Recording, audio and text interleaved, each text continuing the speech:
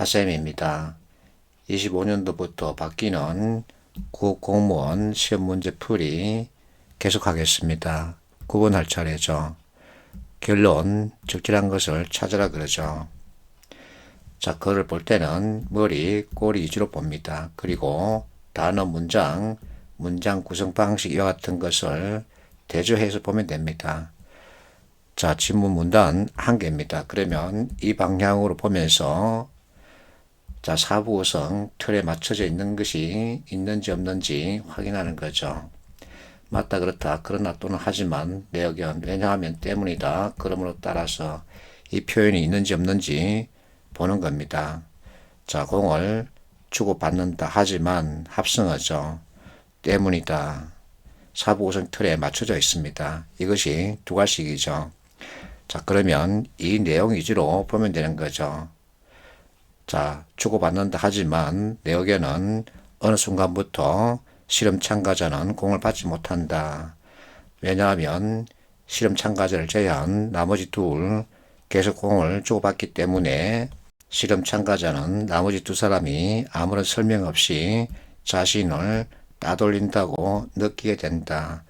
연구팀은 실험 참가자가 따돌림을 당할 때 그의 뇌에서 전두엽의 부위가 활성화된다는 것을 확인했다. 이는 인간이 물리적 폭력을 당할 때 활성화되는 뇌 부분이다.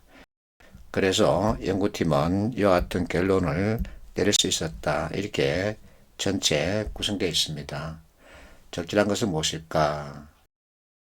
자, 여기 지문에 따돌린다, 물리적 폭력, 이와 같은 표현이 있죠. 그러면 이것만 찾아가도 됩니다. 그래서 상태는 서로 다르지 않다. 왜? 같은 뇌 부위가 활성이 된다는 것을 확인했기 때문이죠. 이렇게 접근하면 지문 읽지 않고 답을 정할 수 있습니다.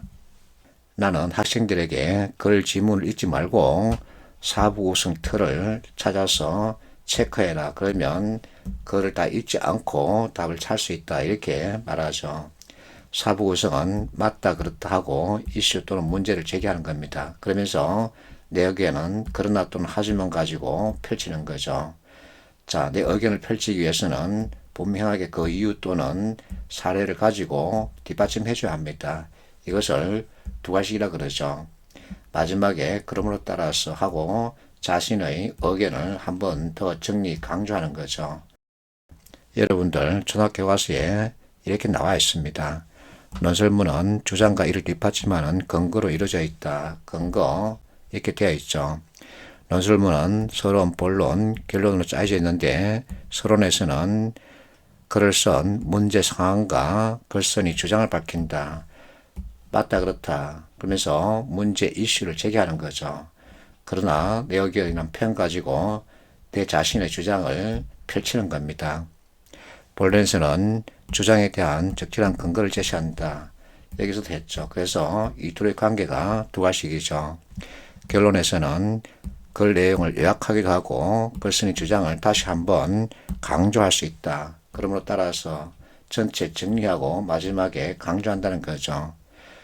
초등학교 가서 여기서도 내가 얘기하는 것을 그대로 들려주고 있습니다. 그래서 초등학교 가서에 따라서 이 사부 구성이라는 틀이 만들어진 거죠. 논설문은 대개 이 틀을 가지고 작성합니다. 그래서 이 틀을 익히면 지문을 다 읽지 않고도 전체 내용을 파악할 수 있는 거죠. 이렇게 하자는 겁니다. 자, 어쨌든 앞에서 풀어봤던 9번 문제, 7번 문제에도 그와 같은 비슷한 형태로 나오죠. 자, 글은 머리, 그리고 꼬리 이렇게 보는 겁니다. 꼬리 보니까 하지만 잡혔습니다. 그러면 왜냐하면 때문이다 라는 것이 나오겠죠. 그리고 마지막에 그러므로 이와 같은 표현이 있습니다. 정확하게 사부 구성 틀로 작성되었죠. 그러면 이것만 봐도 됩니다. 자, 어쩌고저쩌고 무관하게 도덕적 책임이 있다고 주장한다. 주장이라는 표현이 나왔죠. 왜냐하면 이와 같은 이유만으로 책임을 져야 한다는 것이다. 그러므로 이 공범의 원리에 따르면 답은 4번이 되는 거죠. 이렇게 답을 쉽게 정할 수 있는 거죠. 그래서 사부 구성 틀을 익히라고 하는 겁니다. 이와 같은 문제 유형은 NC에서 문제에서도 찾아볼 수 있죠. 이 블랭크를 제시하면서 적절하게 추론하는 것을 찾으라는 겁니다. 자, 이 내용 언제 다 읽고 판단하겠나? 그러면 이때는 선택지를 보는 거죠. 선택지도 항상 머리 꼬리 위주로 보는 겁니다. 그러면 무엇인가 다른 것을 하나 발견할 수 있습니다.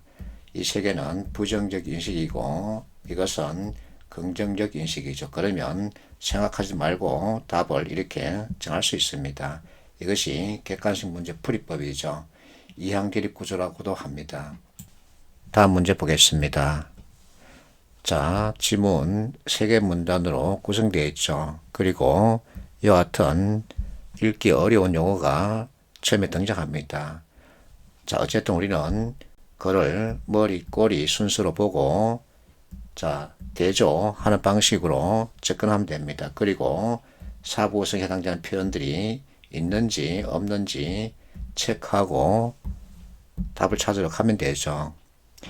자, 머리, 꼬리 위주로 보는데 여기서 방법이 있다 하지만 합성하죠. 그러면 이 내용 위주로 자세하게 보면 됩니다. 과거는 이상적 원점 구실을 한다. 고향 상실 상징한다. 고향 회복할 수 있는 유일한 방법이겠지만 끝내 결합하지 못한다. 이와 같은 표현들이 선택지에 있는지 없는지 연결해서 대조해 보면 됩니다. 그렇다면 해석하지 않고도 2번을 답으로 정할 수 있죠. 이렇게 해보자는 겁니다. 11번 문제는 의력 평가 문제죠. 설명이 필요 없죠. 되돌아가다 이 뜻을 가지고 있는 것은 2번이죠. 파팅하십시오.